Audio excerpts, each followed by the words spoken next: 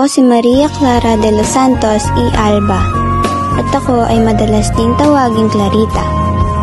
Ako ang nag-iisang anak na Doña Pia Alba at Kapitan Tiago.